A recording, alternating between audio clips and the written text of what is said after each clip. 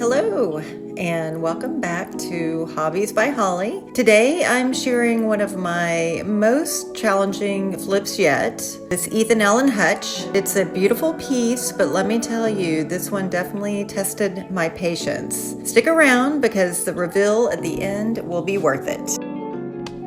First things first, I always start off by removing all of the hardware and putting it in a little container, making sure that I set it aside. In this case, I did not plan on using the same hardware.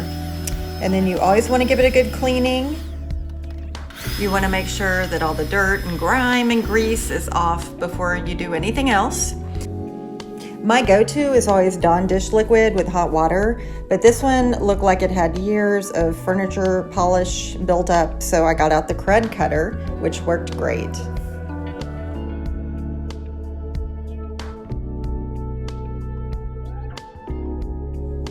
It was time to sand, and I like these sanding sheets that you can rip up into fourths and use around a sanding sponge. I'm using 120 grit here, and then eventually I moved on to my mouse sander using 120 grit.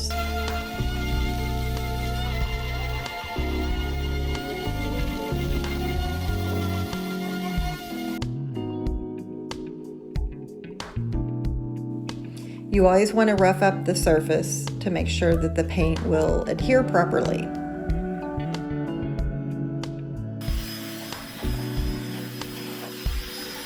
Then I got my trusty leaf blower, blowing away all the dust from the sanding. And of course you want to wipe that down thoroughly when you're ready to start your next steps.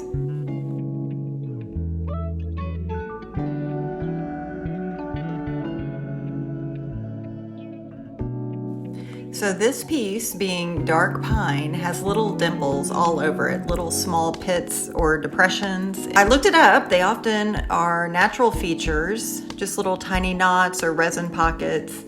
And they seem intentional, but they might just be from the wood's natural grain and texture. So I had a lot of work to do.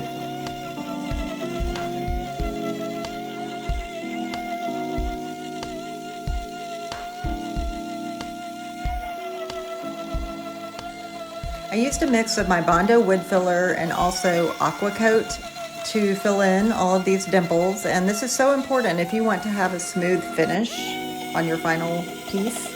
So I filled them in and then started sanding them down. You can see there's quite a bit here. I'm still using my 120 grit sander. Finally ready for priming. I knew this was going to be a challenge with all the pine knots, the dark pine wood. I got out my Ben oil-based primer and used the spray can at first. I came back and could see the bleed through of the tannins, which is very typical with this type of wood. I ran out of my spray can paint, so quickly ran over to Lowe's and bought more.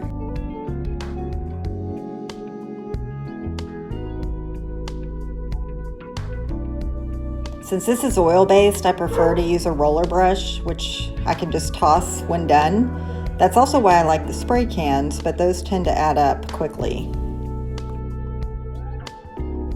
After priming, you can always see any imperfections. So of course, those dimples were still coming through.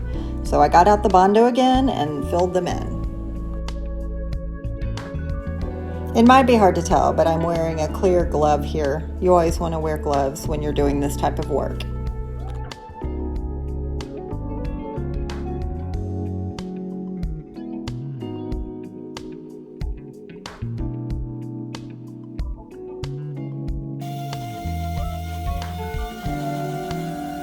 Sanding it all down with my 120 grit.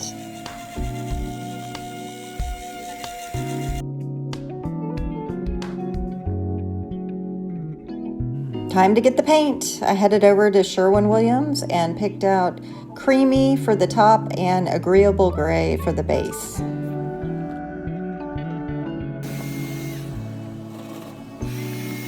This is a new color combination for me. As most of you know who've been following me, my favorite is the white with the walnut stain top. So wanted to try something new. I thought these would really bring out the dimensions as well as just trying something new and different.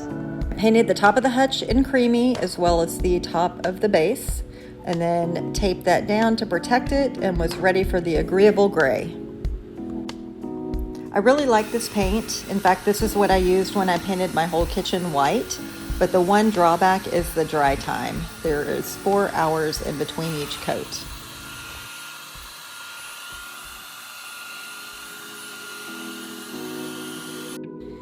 So while I waited for it to dry, my hardware arrived, and I chose champagne bronze, and I got these cute cup pulls as well as the knobs for the top drawer. Although with this paint you don't have to do polycrylic as a top coat, but I did choose to add a couple coats just to keep it durable and protected.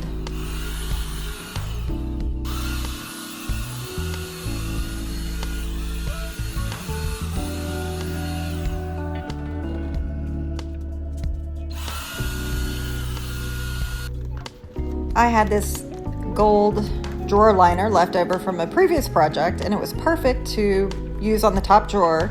There was an ink stain in the bottom, so I wanted to cover that up, and I had just the right amount. Time to replace the old hardware with the champagne bronze cup pulls and knobs hardware.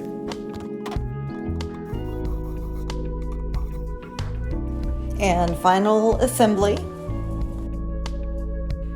And here she is. I'm so proud of how this one turned out. When I think about where this piece started and all that extra work it took to get here, the multiple primer coats, filling those indentations, and all the patience, it was well worth it. This is exactly why I do what I do.